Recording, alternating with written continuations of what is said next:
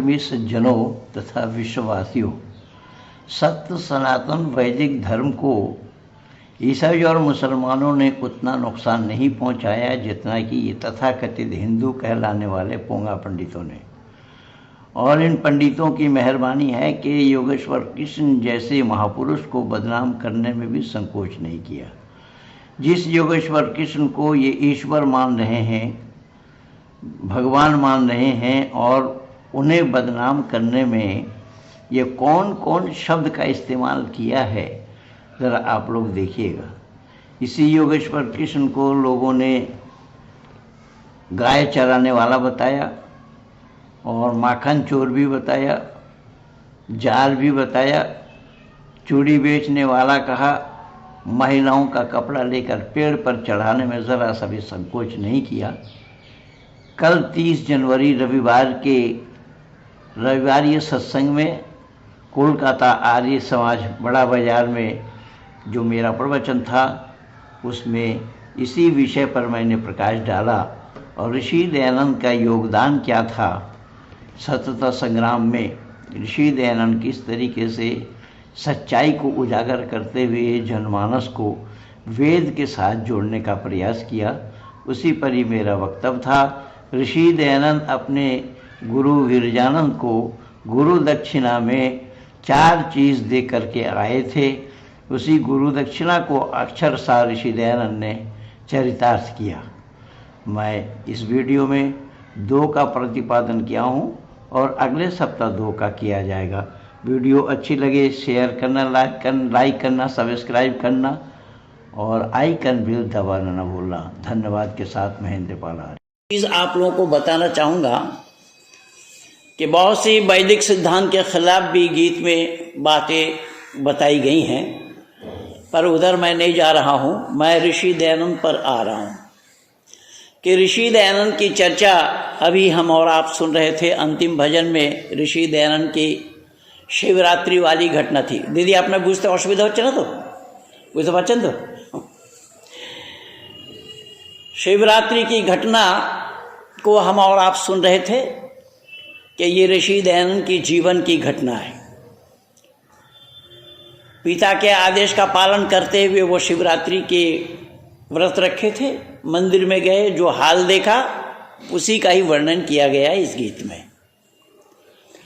उससे पहले मैं ये बताना चाहूँगा कि ऋषि वरदेव दयानंद जब गुरु विरजानंद के कुटिया में गए और उन्होंने बाहर से दस्तक दी थी,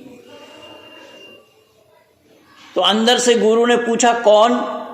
बाहर से शिष्य ने जवाब दिया, यही मैं जानने के लिए आया हूं कि मैं कौन हूं।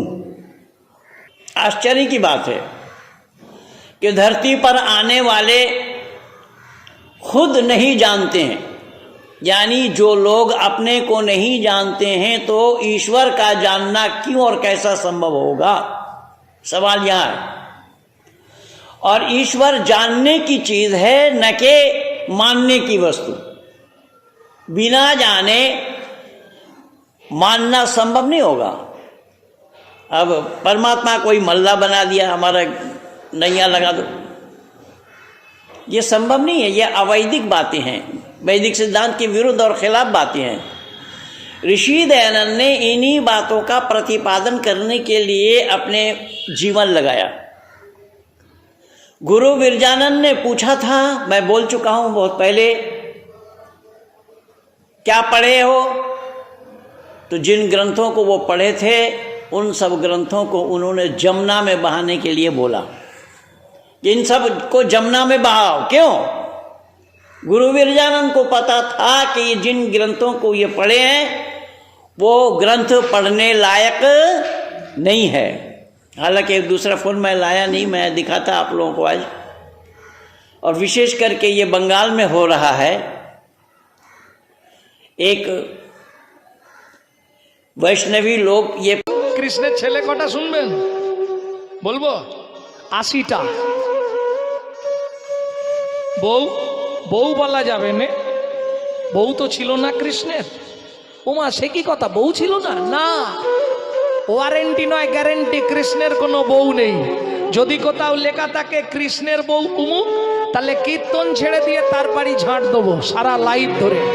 प्रचार कर रहे हैं कि श्री कृष्ण ने शादी नहीं की जिंदगी में और 80টা पुत्र थे उनके। उसको मैं चुनौती दिया हूं, अब देखता हूं कहां तक क्या हो रहा है। कल एक चुनौती दिया जो ऋषि दयानंद को आर्य समाज को इब्राहिमिक समाज बताना चाह रहे थे, ये संजय दीक्षित ने बोला जयपुर डायलॉग्स में। कल रात को मैं चुनौती दिया हूं उसको। चुनौती तो पिछले रविवार को दिया था, फिर कल डाला हूं, उसके पेज में भी डाल दिया हूं कि ऋषि दयानंद को पढ़े बिना लोग जिसके मन में जो आ रहा है वो वैसे ही कह रहे हैं। और ये बंगालियों को क्या आनंद मिलता है इससे मैं भी समझ नहीं पाया। कह रहे योगेश्वर कृष्ण केवल उन्हीं गाने वालों के लिए है क्या, हमारे और आपके लिए नहीं है? तो जब हमारे और आपके लिए भी है योगेश्वर कृष्ण और उन्हें बदनाम किया जा रहा है इस तरीके से, नचनिया गवैया जार माखन चोर चूड़ी बेचने वाला आदि आदि बोला जा रहा है और हम लोग सहन कर रहे हैं इसे। ऋषि दयानंद ने ये काम नहीं किया। ऋषि दयानंद ने डंके की चोट दुनिया वालों से ये कहा और बतलाया कि मैं तो पढ़ा था पहले यही सारे ग्रंथ, लेकिन गुरु विरजानंद को वो सहन नहीं था। गुरु विरजानंद ने उन ग्रंथों को हमें जमुना में बहाने के लिए बोला, और केवल बोला ही नहीं, उसे मैंने चरितार्थ किया। किसे? দিদি বুঝতে অসুবিধা হলে বলবেন, কিন্তু আমি বাংলা এ বাঙালিদের মধ্যে এই রোগটা খুব বেশি দেখতে পাচ্ছি আমি। অত্যাচার করছে যোগেশ্বর কৃষ্ণকে নিয়ে, সে ইসকন वाला হোক,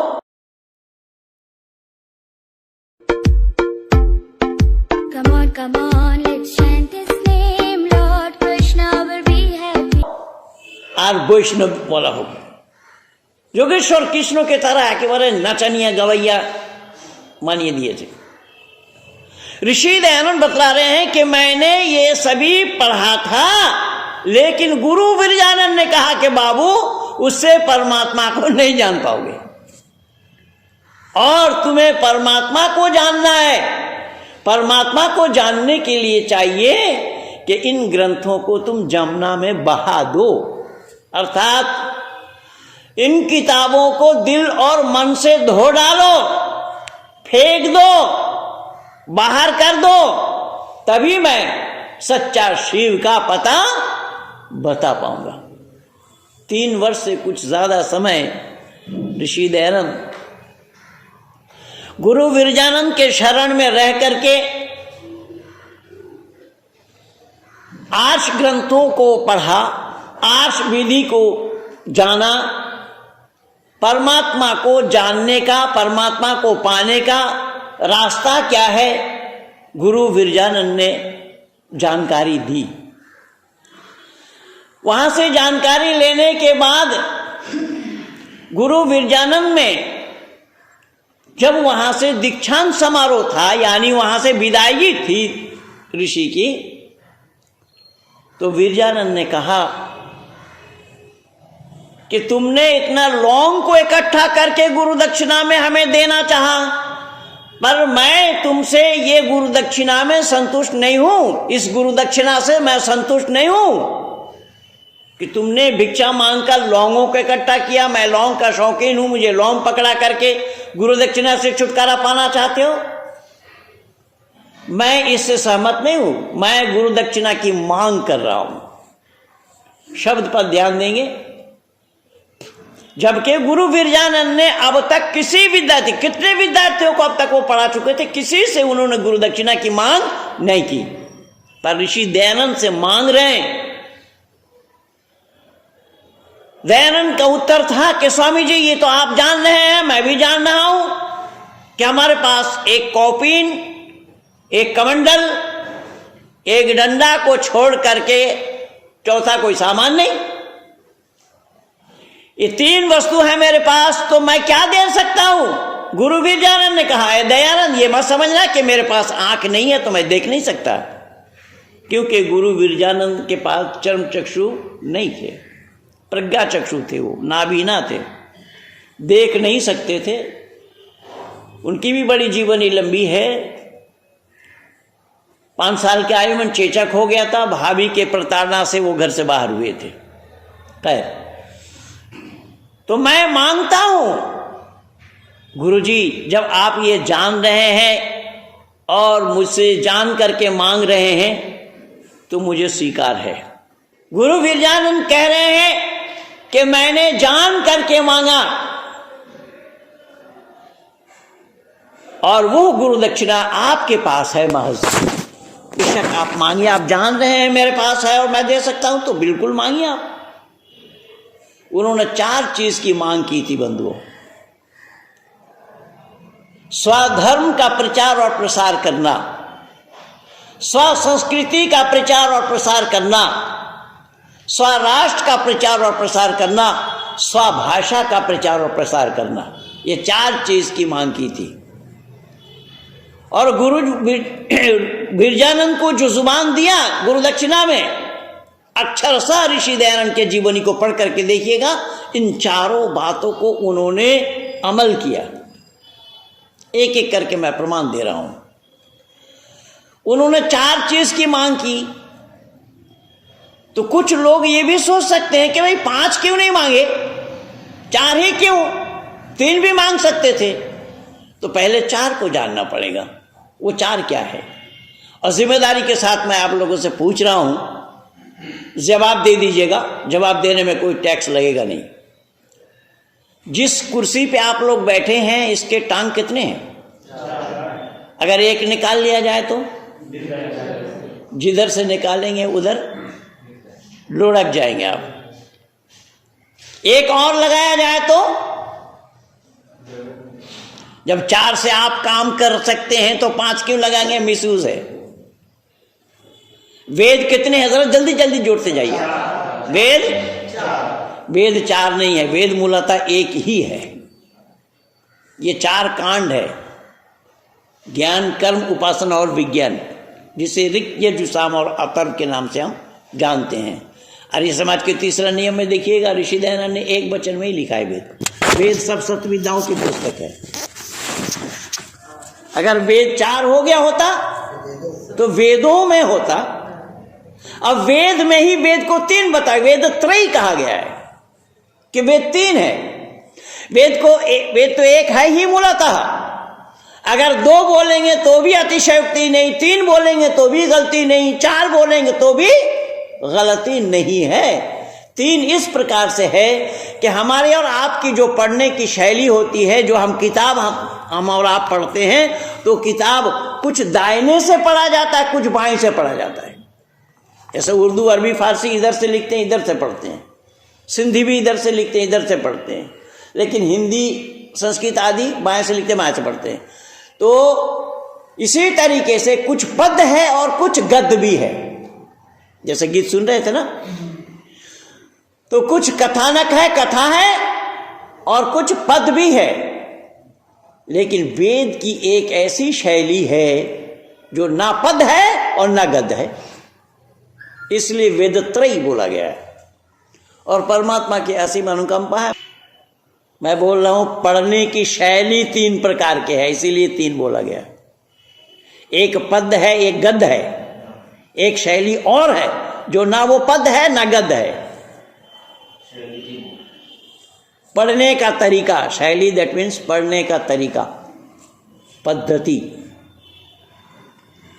तो 3 प्रकार से है। तो मैंने बोला कि ये सारा अभ्यास की बात है और पढ़ने पर ही जानकारी मिलती है, बिना पढ़े जानकारी होना संभव नहीं है। तो मूलतः वेद एक ही है। वेद सब सत्विद्याओं की पुस्तक ऋषि ने आर्य समाज के तीसरा नियम में लिखा, वह एक वचन में ही आया है वेद। तो वेद आपने 4 बोला तो 4 बोलने में भी कोई गलती नहीं है। ऋग, यजुः, साम और अथर्व, ये 4 कांड है। ज्ञान, कर्म, उपासना और विज्ञान, ये 4 कांड है। चारों ऋषियों ने बांटा है। क्यों? अगर वेद 4 हो जाए तो एक ऋषि दूसरे वेद से वंचित हो जाएंगे। और वेद एक होने के नाते चारों ऋषि ने अलग अलग बांटा है कि आप इसको बोलिए, मैं इसको बोलूं, मैं इसको बोलूं, मैं इसको बोलूं। ये 4 विभाग है। 4 विभाग को चारों ऋषि ने अलग अलग किया है। किसी ने ज्ञान दिया, किसी ने कर्म दिया, किसी ने विज्ञान दिया। हाँ, इस तरीके से चारों ऋषि ने बांटा है। लेकिन मूलतः वेद एक है और 4 कांड है, तो वेद कितने हो गए? 4 का ही आंकड़ा मैं दे रहा हूं। आश्रम कितने हैं? 4। वर्ण कितने हैं? ये आप सब जान रहे हैं। ब्रह्मचर्य, गृहस्थी, वानप्रस्थी और सन्यास, ये 4 हैं। ये सब 4 का ही आंकड़ा मैं बता रहा हूं। अच्छा, सब अगर छोड़ करके मैं पूछूं आप लोगों से कि दिशा कितने हैं? 6 हैं? दिशा तो हमारे गुरुओं ने 10 पढ़ाया। बांग्ला में बोला जाता है 10 दिक, एके चंद्र, 2 पक्ष, 3 निद्र, 4 वेद, 5 वान, 6 ऋतु, 7 समुद्र, 8 बसु, 9 नवग्रह, 10 दिक। ये बांग्ला में बचपन में ही याद किए थे, आप पता नहीं। 10 दिशा माना जाता है, 10 दिशा, लेकिन मूल रूप से हम लोग 4 लेते हैं। मूल रूप से 4 लेते हैं। पूरा, पश्चिम, उत्तर, दक्षिण बोलते हैं ना, तो मूल रूप से जो 4 लेते हैं उन 4 का नाम बताइए। पूरा पश्चिम, थोड़ा जोर से बोलिए, मैं थोड़ा दूर से आया हूं, आवाज पहुंचने में समय लग जाता है। पूरा पश्चिम। अब ऋषि दयानंद यहां कह रहे हैं कि नहीं नहीं नहीं नहीं, गलत बोल रहे हो। तो पूरा पश्चिम, उत्तर, दक्षिण नहीं है। तो गुरु विरजानंद ने क्या सिखाया? गुरु विरजानंद ने सिखाया, ओम प्राचीदिग्निरधिपति रक्षितो रक्षितादित्य ईशवः तेभ्यो नमोधिपतिभ्यो नमो रक्षितिभ्यो नमाय शुभ्यो नमाय येभ्यो अस्तु यो अस्मान् द्वेष्यं वयं निष्मस्तं भोजं मे दद्मः। इस मंत्र का नाम ऋषि ने मनसा परिक्रमा मंत्र लिखा है। तो यहां पूरब के लिए बताया गया। पूरब दिशा का स्वामी परमात्मा, आप पूरब की तरफ से हमारी रक्षा करें। अगर आप रक्षा नहीं करते हैं तो मेरा रक्षा करने वाला और कोई नहीं। आपको बारंबार नमस्कार हो। अब पूरब से पश्चिम आया या दक्षिण आया? ओम दक्षिणादिगिंद्रोधिपति रक्षिराजी रक्षिता पितर ईशवः फिर तेभ्यो नमोधिपतिभ्यो नमो रक्षितिभ्यो। यह दक्षिण दिशा का स्वामी परमात्मा आप पिताओं के भी पिता हैं। आपके सिवा कोई नहीं, आपके सिवा रक्षक कोई नहीं है। तो ये जान करके बोला जा रहा है या बिना जाने बोल रहे हैं?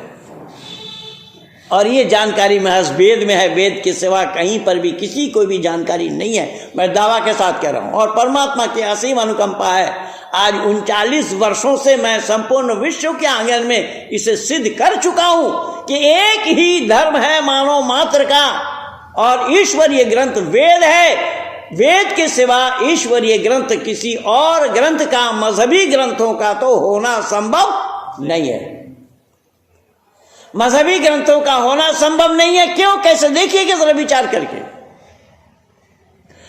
कि ये मजहब जब बने, ये यही लीजिए, सत्यार्थ प्रकाश ऋषि दयानंद आर्य समाज बनाने के बाद बना है या सत्यार्थ प्रकाश पहले बना हुआ था?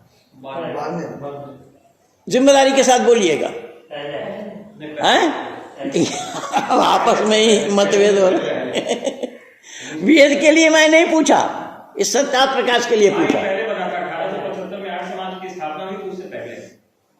सत्यार्थ प्रकाश ऋषि दयानंद के बाद है, ऋषि दयानंद से पहले है? ऋषि दयानंद के बाद है, प्रमाण मिल गया।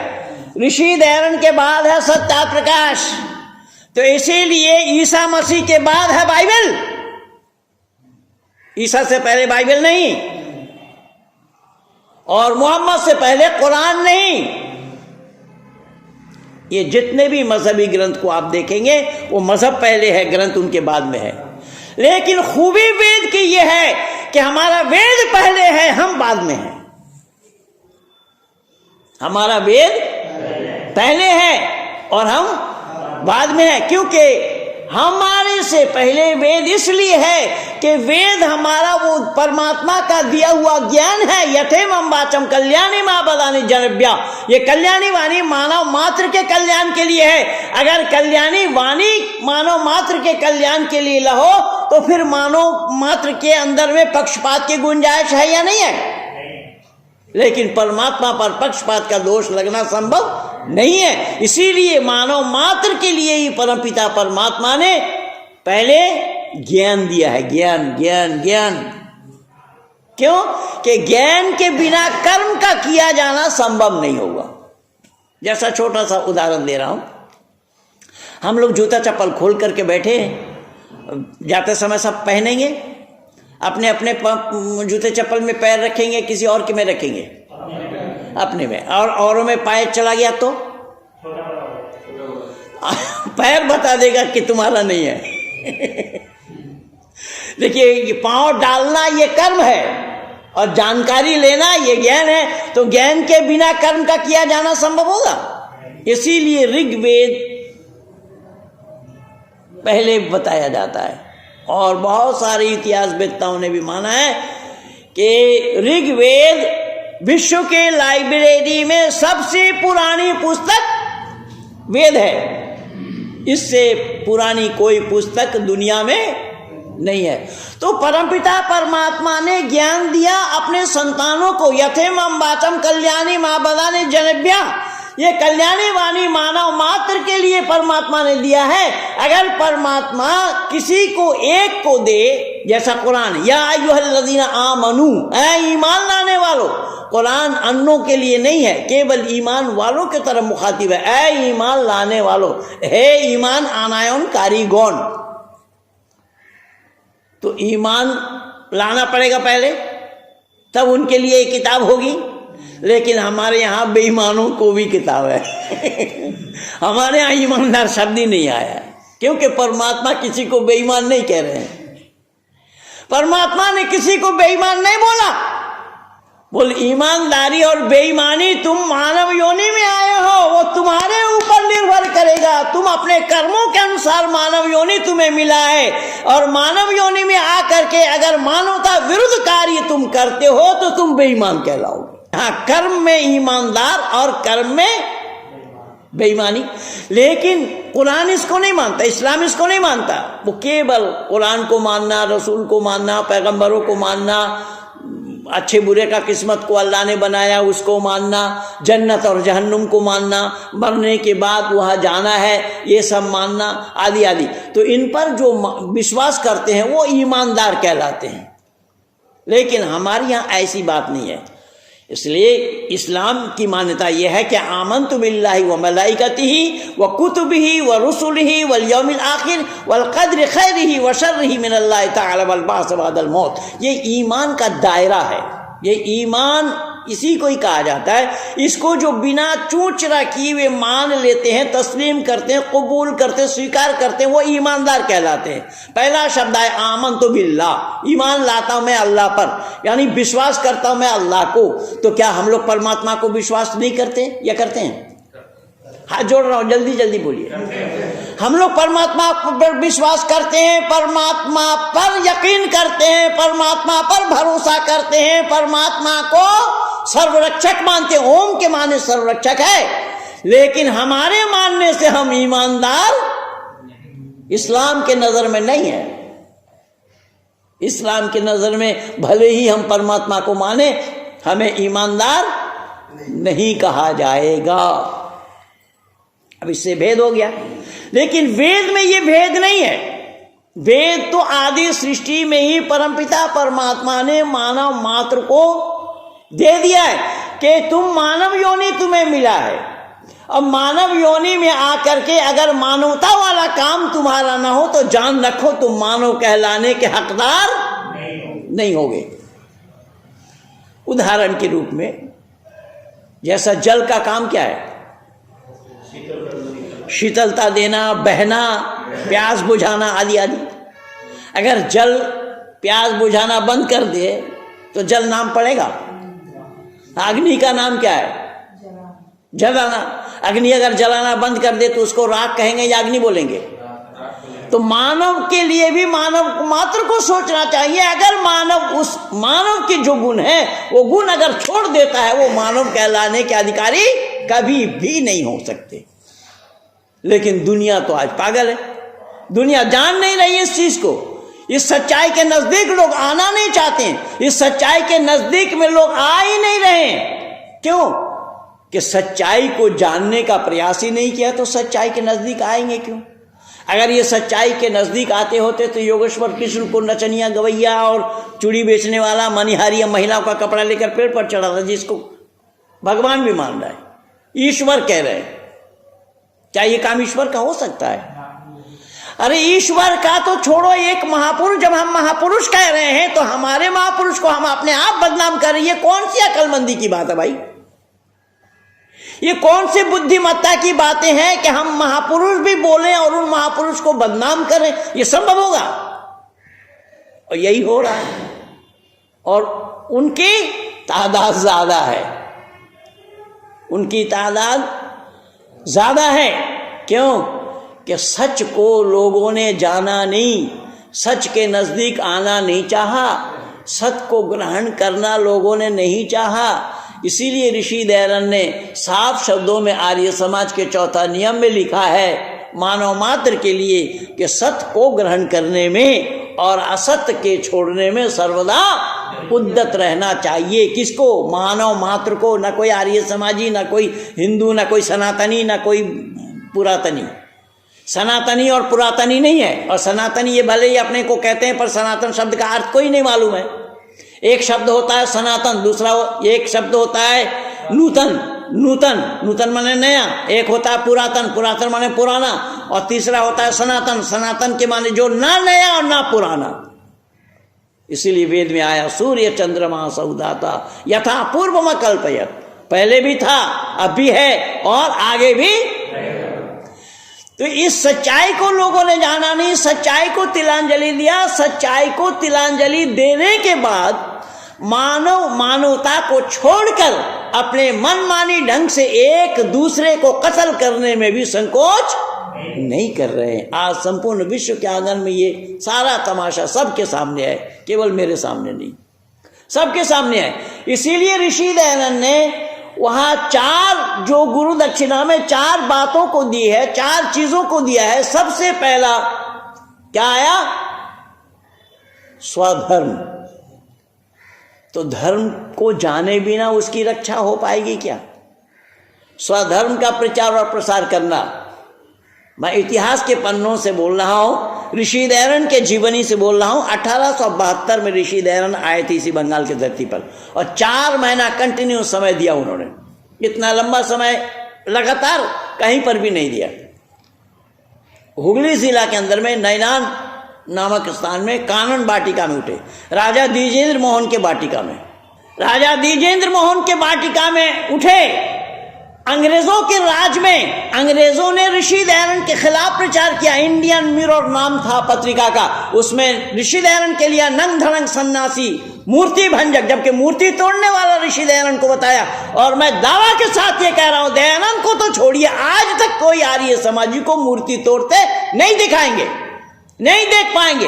कोई आर्य समाजी मूर्ति तोड़ा हो तो बताइए, मैं गुलाम बन जाऊंगा। पर मूर्ति बनाते जो लोग हैं, तोड़ते वही लोग हैं।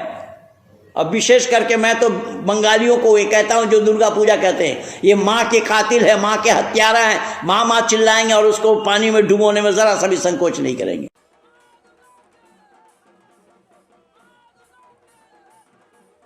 मैं निवेदन कर रहा हूं, ऋषि दयानंद को मूर्ति भंजक कहा, मूर्ति तोड़ने वाला बताया, लेकिन ऋषि दयानंद ने मूर्ति कभी भी नहीं तोड़ी। अपितु ऋषि दयानंद फर्रुखाबाद में थे, सड़क के ऊपर एक मंदिर था। ऋषि दयानंद से लोगों ने कहा, स्वामी जी आप तो मूर्ति नहीं पूजते हैं, इस मंदिर को ढाइए। ऋषि ने साफ कहा, यह मत समझना कि मैं मंदिर को ढाने के लिए आया हूं। और ऋषि दयानंद को देखिएगा, जब तक पौराणिकों के साथ, इस्लाम वालों के साथ जब तक बात हुई, ऋषि दयानंद छाया बन करके खड़े हैं पौराणिकों के बीच में। ऋषि दयानंद ने सत्य का प्रतिपादन किया। ऋषि दयानंद के पास पक्षपात नाम की कोई गुंजाइश नहीं है। जब वहां पर लोग काफिला बना करके जाने लगे तो केशव चंद्र सेन, जो उन दिनों में बढ़ चढ़ करके सब काम में हिस्सा ले रहे थे, राजा राम मोहन राय बना चुके थे 1826 में ब्रह्म समाज। जो 1826 में, उस समय ऋषि दयानंद 2 वर्ष के मां के गोद में दूध पीते हुए बच्चे थे। ब्रह्म समाज की स्थापना हुई। राजा राममोहन राय भी संस्कृतज्ञ विद्वान थे। राजा राममोहन राय भी एक ईश्वरवादी थे, मूर्ति पूजक नहीं थे, मूर्ति नहीं पूजते थे। तो ऋषि दयानंद के पास जब लोग जाने लगे, केशव चंद्र सेन गए तो केशव चंद्र सेन ने कहा कि स्वामी जी आप बंगाल के केशव चंद्र सेन से मिले हैं क्या? स्वामी जी समझ गए कि शायद यही केशव चंद्र सेन होगा। यानी स्वामी जी से पहली बार वो मिलने के लिए गए और ये पूछने का क्या मतलब?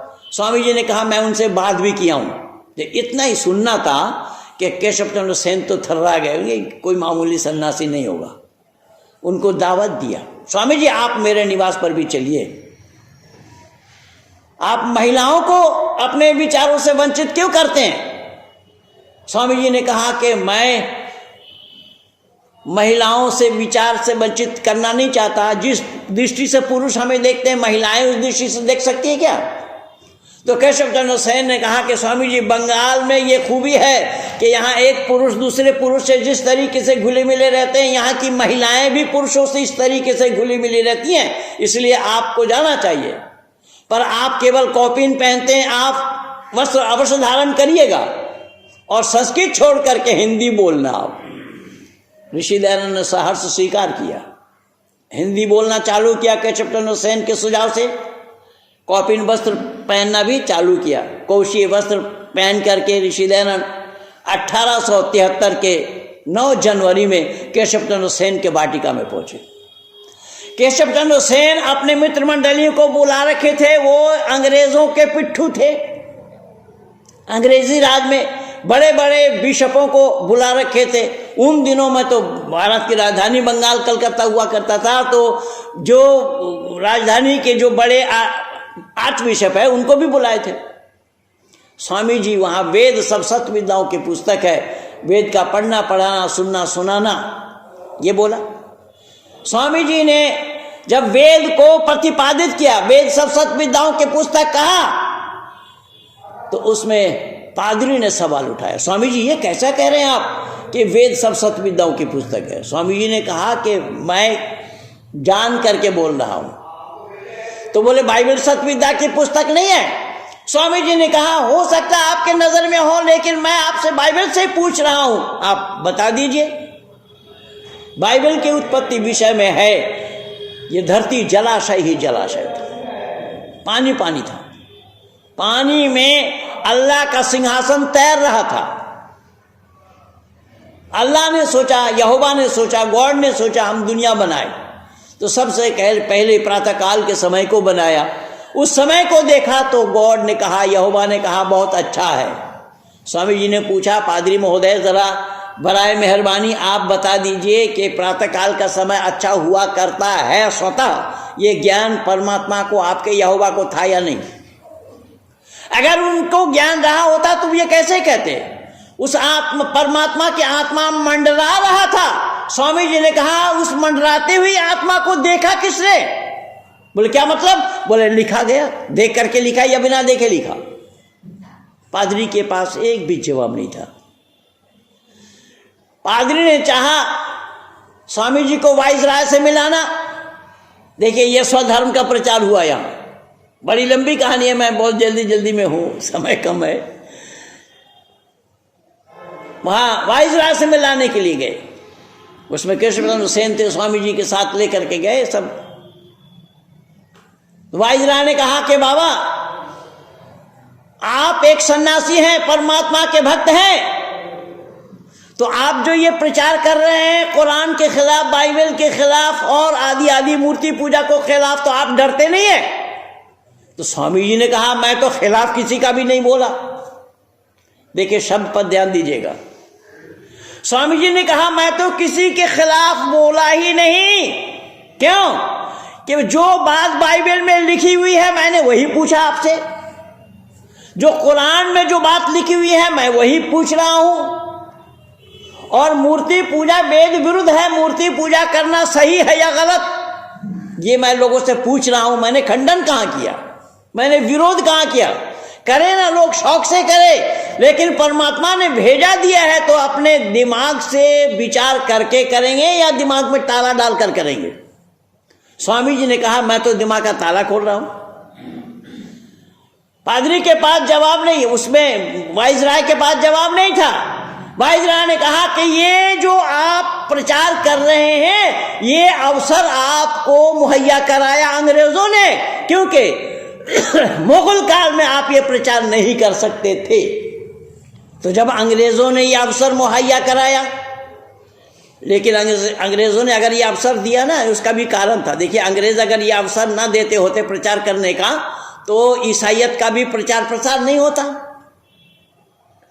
स्वामी जी ने कहा कि ठीक है, आपने बताया होगा, लेकिन प्रचार तो आपका भी हो रहा है, आप लोग भी तो बाइबल का प्रचार कर रहे हैं। जबकि अब तक मैं 38 पादरी को, बिल्कुल इंटरनेट पे देखिएगा जा करके, लाखों लाखों करोड़ों करोड़ों रुपया दे करके मुझे ईसाई बनाना चाहा, बौद्धिस्ट बनाना चाहा, ऐसे पादरियों को मैं वैदिक धर्मी बनाया हूं, सारा लगा हुआ है।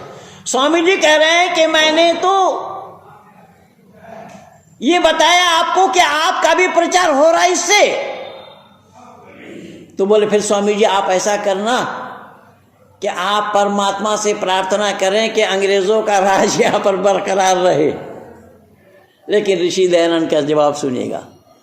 ऋषि दयानंद कह रहे हैं कि भाई मैं तो नित्य प्रति सुबह सवेरे उठ करके परमात्मा से प्रार्थना कर रहा हूं, क्या है परमपिता परमात्मा एक राजा जो विदेशी है, अपने पिता से ज्यादा स्नेह करने वाला क्यों ना हो, ऐसे विदेशी राजा को हम पसंद नहीं करते, हम तो अपने देश के लोगों को राजा बनाना चाहते हैं। यह स्वराष्ट्र का प्रचार ऋषि दयानंद का था। और मैं दावा के साथ कह रहा हूं, संपूर्ण भारत भर में लोग विवेकानंद चिल्ला रहे हैं, परमहंस चिल्ला रहे हैं, ये चिल्ला रहे, वो चिल्ला रहे, ये बोल रहे, वो बोल रहे, इनका नाम ले रहे, उनका नाम ले रहे, लेकिन ये प्रमाण दिखा नहीं सकता है कि इन बातों को किसी ने कभी कोई अंग्रेज वाइसराय के सामने दयानंद को छोड़ करके कही हो। कोई नहीं बता पाया। तो दयानंद का काम बहुआयामी काम था। मैं 4 में से 2 बोला हूं। समय 12 बजने वाला है, इसलिए मैं आप लोगों का 12 न बजाऊं। मैं चाहता हूं कि 12 बजते बजते ही मैं अपने को रोकूं, लेकिन मैं आज एक पुस्तक लेकर के आया हूं और वो पुस्तक बलिदानियों का इतिहास है। और हम आर्य जनों के लिए हमारा ऑथेंटिक किताब है वैदिक साहित्य। हम वेद पर आचरण करते हैं, वेद को पढ़ते हैं, वैदिक साहित्य को मानते हैं।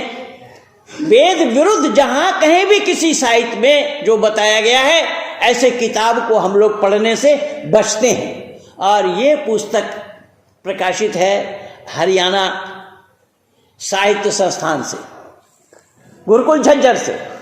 स्वामी ओमानंद जी इसके संस्थापक यानी संकलनकर्ताओं में स्वामी ओमानंद जी का वरदहस्त है इसमें।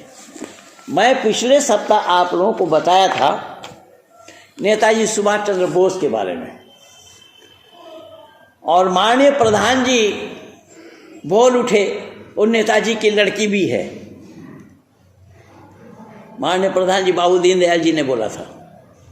लेकिन इस पुस्तक में मैं अंदाजा बोलता नहीं, मैं बिना प्रमाण का बात करता ही नहीं। कोई भी वक्तव्य मेरा बिना प्रमाण का नहीं होता। यहां पर साफ लिखा है नेताजी सुभाष चंद्र बोस देश सेवा को चुन लिए थे, उन्होंने विवाह न करने का प्रतिज्ञा किया। मैं उस दिन बोला था कि यह विवादित बयान है, और उनको जो विवाह बताया गया वो मैंने बोला कि यह नेहरू और गांधी के षड्यंत्र है। केवल इतना ही नहीं, देखिए यहां पर यह साफ लिखा है, मैं अंडरलाइन कर रखा हूं। इसी बंगाल में एक संस्था चली थी, बंगाल में कई युवकों ने उस संस्था में भाग लिया, और सुभाष चंद्र बोस भी उस संस्था में जुड़े। और सुभाष चंद्र बोस के साथ उनके जितने भी साथी थे, सबने प्रतिज्ञा की कि हम लोग गृहस्थी में नहीं आएंगे, विवाह नहीं करेंगे। मैंने कह रहा हूं, यह हमारी पुस्तक बता रही है। इसलिए मैंने बोला था उस दिन भी कि ये शोध का विषय है। तो आज मैं इसलिए पुस्तक को लेकर के आया कि कम से कम बात सच्चाई क्या है उसे हम जाने, औरों को भी जानकारी कराएं। बाबू दीनदयाल जी उस दिन बोले थे कि सुभाष चंद्र बोस की लड़की बताया जाता, बताते। मैं निवेदन कर रहा हूँ कि ये सारा निरर्थक है।